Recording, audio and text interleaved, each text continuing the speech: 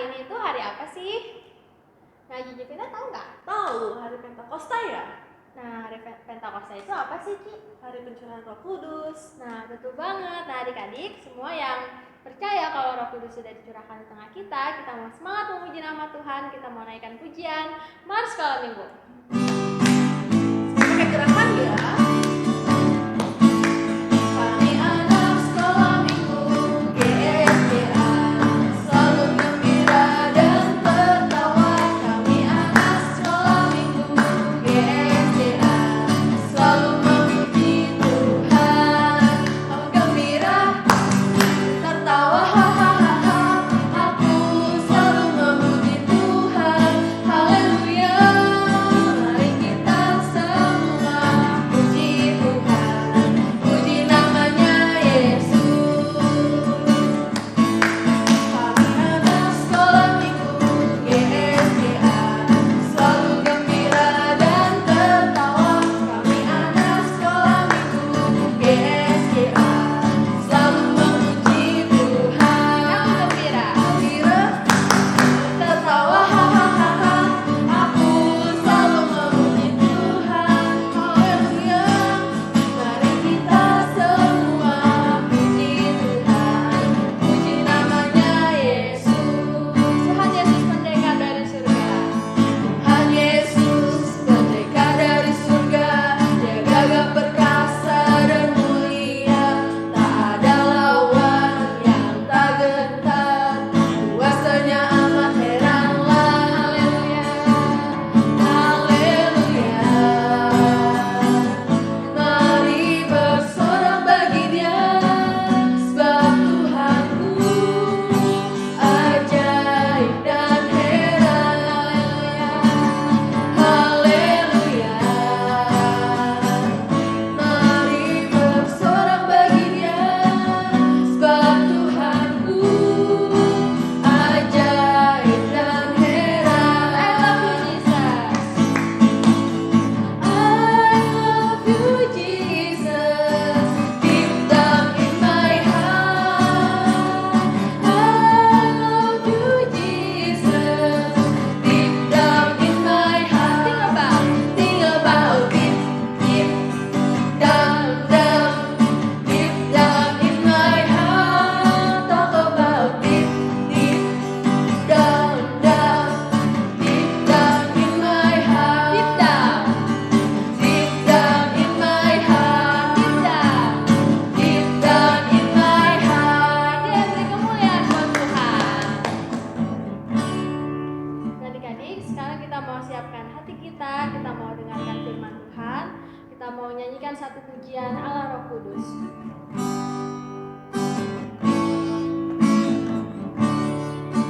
Kita mau nyanyikan dengan sungguh-sungguh pujian ini, katakan ala Roh Kudus. Allah Rohku,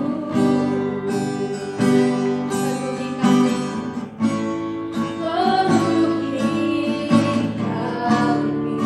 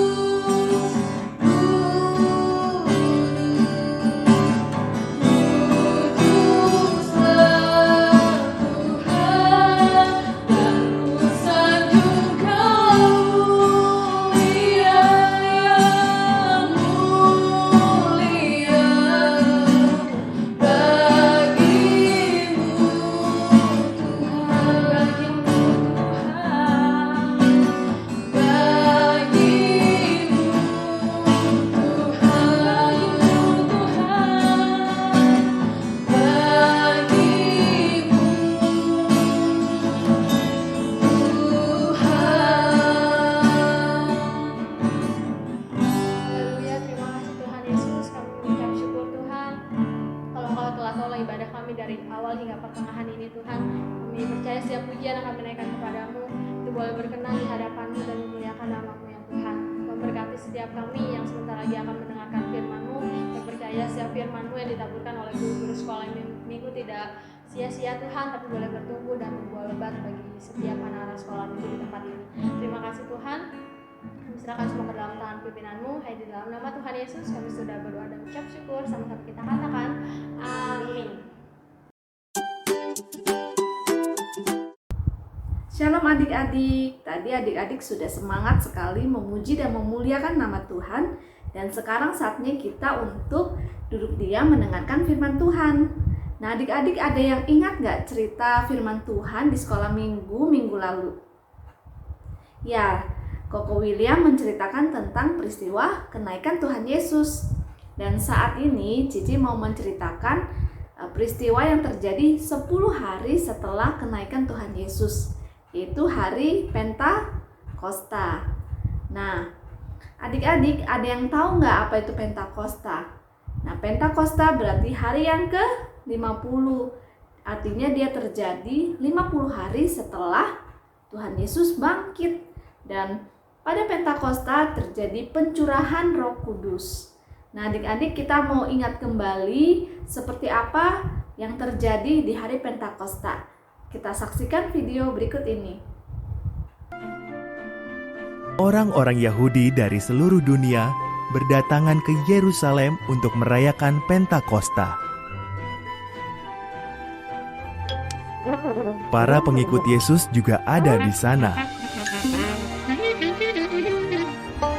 Mereka berkumpul menantikan karunia yang dijanjikan Yesus bagi mereka.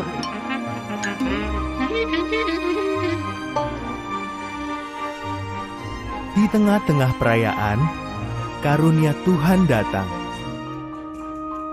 Dimulai dengan suatu bunyi seperti deru angin keras yang memenuhi rumah tempat mereka menanti.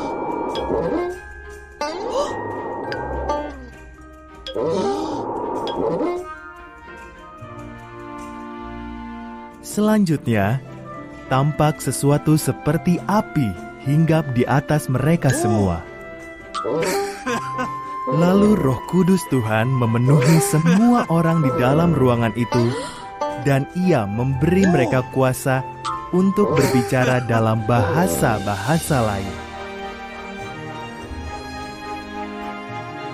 Orang-orang Yahudi dari segala penjuru dunia mendengar mereka dan takjub. Orang-orang ini berbicara dalam bahasa kita, kata mereka, dan menyatakan hal-hal ajaib yang telah dilakukan Tuhan.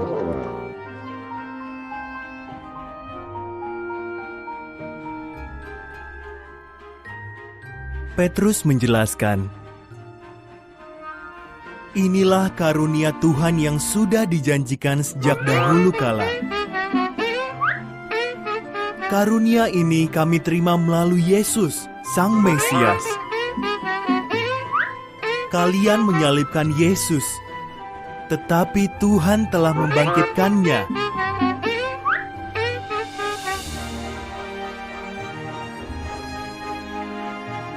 Apa yang harus kami lakukan?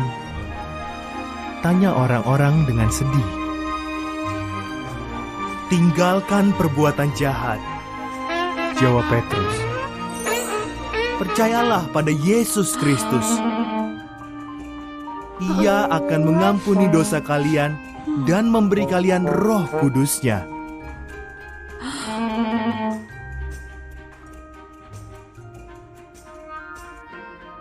Pada hari itu, 3.000 orang dibaptis. Masih banyak lagi orang yang percaya kepada Yesus sebagai juru selamat mereka.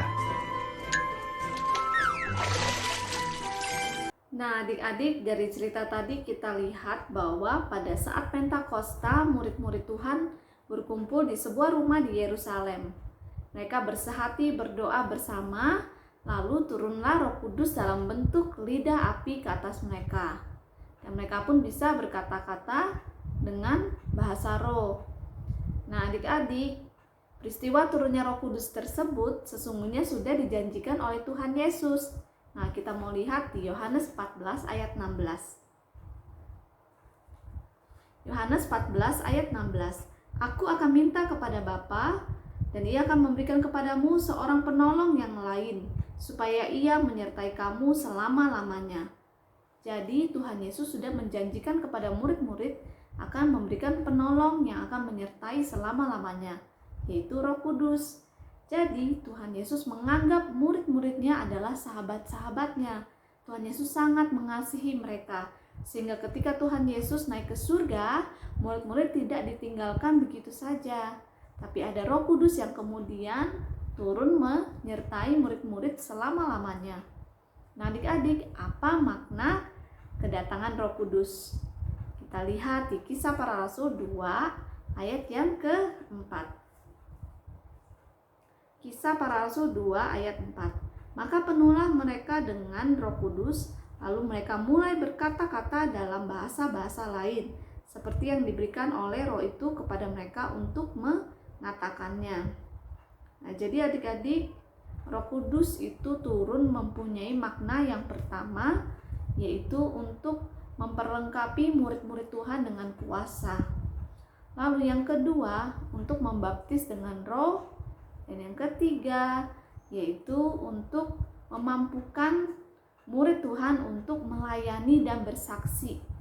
Dan yang terakhir, yaitu untuk membalikkan hati orang-orang dari dosa dan bertobat. Jadi kita lihat di peristiwa Pentakosta tersebut, Petrus yang tadinya pernah menyangkal bahwa ia adalah murid Tuhan Yesus, malah dipakai Tuhan dengan luar biasa. Petrus bisa bersaksi, berkhotbah, menyatakan Yesus adalah Mesias, dan kemudian ada 3.000 orang yang bertobat, memberikan diri mereka untuk dibaptis, dan mereka pun percaya kepada Tuhan. Jadi kita lihat peran Roh Kudus begitu luar biasa, ada kuasa yang turun ke atas murid Tuhan Yesus sehingga mereka bisa melayani dan bersaksi, dan banyak orang yang kemudian bertobat. Nah, adik-adik, bagaimana cara untuk menerima Roh Kudus? Kita mau lihat di Kisah Para Rasul 2 ayat 38. Kisah Para Rasul 2 ayat 38. Jawab Petrus kepada mereka, bertobatlah dan hendaklah kamu masing-masing memberi dirimu dibaptis dalam nama Tuhan Yesus Kristus untuk pengampunan dosamu, maka kamu akan menerima karunia Roh Kudus. Jadi untuk menerima karunia Roh Kudus, kita harus bertobat, yaitu kita harus meninggalkan dosa-dosa kita. Kita harus memberi diri kita untuk percaya kepada Tuhan Yesus, agar kita menerima karunia Roh Kudus. Nah, adik-adik, apa tandanya bahwa kita sudah menerima karunia Roh Kudus? Tandanya bisa kita lihat dalam hidup kita sehari-hari. Apakah ada damai sejahtera? Nah, jika ada damai sejahtera, berarti ada Roh Kudus di dalam hidup kita. Dan kita bisa lihat juga dalam kehidupan kita, ada tanda-tanda, ada mujizat-mujizat yang terjadi dalam hidup kita. Misalnya, kita yang tadinya sakit, kita bisa sembuh ketika kita berdoa kepada Tuhan. Dan apabila ada Roh Kudus, kita bisa dihindarkan dari kecelakaan atau hal-hal yang berbahaya, karena Roh Tuhan itu akan senantiasa menolong kita. Dan kita bisa bersaksi. Kita punya kuasa untuk membuat orang bisa percaya kepada Tuhan. Itu adalah tanda bahwa ada Roh Kudus dalam hidup kita. Nah, adik-adik, kiranya kita mau senantiasa memberikan diri kita untuk dipimpin oleh Roh Kudus. Kita mau sungguh-sungguh hidup dalam Tuhan. Kita mau Roh Kudus yang menuntun hidup kita menuju ke keselamatan yang telah Tuhan sediakan bagi kita. Nah, adik-adik, mau kan selalu hidup dalam pimpinan Roh Kudus? Nah, kita mau sungguh-sungguh menerima Roh Kudus dan membiarkan Roh Kudus itu bekerja dalam hidup kita. Adik-adik, kita mau akhiri firman Tuhan hari ini dengan berdoa. Mari tutup mata dan lipat tangan kita. Terima kasih Tuhan, kami bersyukur atas firman-Mu yang mengingatkan kami akan peristiwa Pentakosta di mana Roh Kudus turun ya Tuhan di atas murid-murid Tuhan. Dan kami percaya Roh Tuhan juga akan memenuhi hidup kami, Roh Kudus yang sudah ada dalam hati kami senantiasa menolong kami ya Tuhan, melepaskan kami dari segala kesulitan, segala bahaya, dan kiranya Roh-Mu yang juga senantiasa menghibur hati kami, apapun yang kami hadapi dalam hidup ini. Kiranya Tuhan yang menolong selalu ya Tuhan setiap kami, memberikan sukacita-Mu dalam hati kami, dan hidup kami bisa menjadi kesaksian yang baik ya Tuhan bagi orang-orang di sekeliling kami. Ini kami ya Tuhan, kami mau melembutkan hati kami terima anugerah Roh Kudus, dan kami mau membiarkan Roh Kudus yang memimpin hidup kami.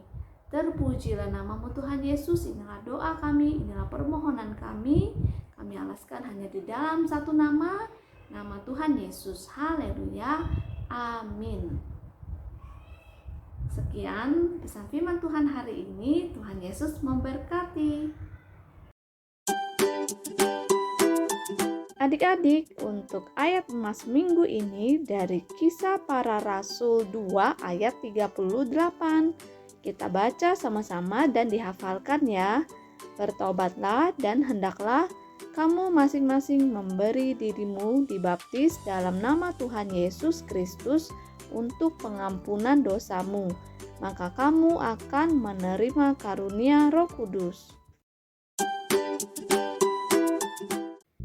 Adik-adik, setelah menyimak firman Tuhan tadi, saatnya kita mengerjakan aktivitas.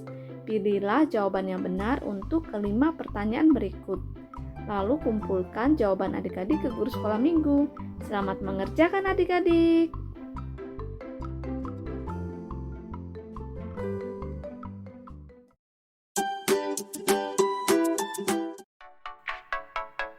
Adik-adik, inilah para pemenang aktivitas ibadah online 29 Mei.